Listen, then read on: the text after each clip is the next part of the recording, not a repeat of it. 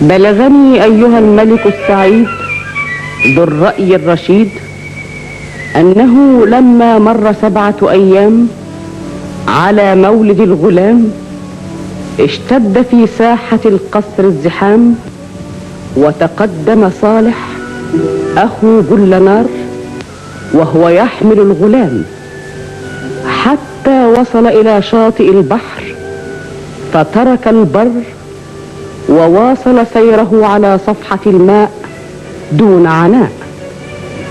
فضج الجمهور في الميدان، وتعالت صيحات الاستحسان من كل مكان.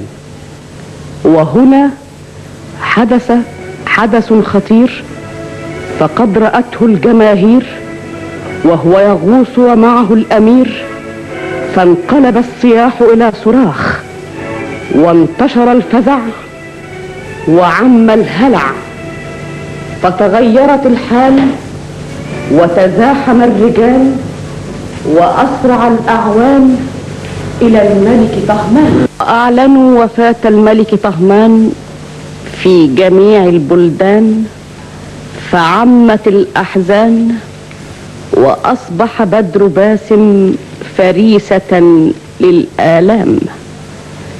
ومر عام وبعض عام، وفي يوم من ذات الأيام مولاي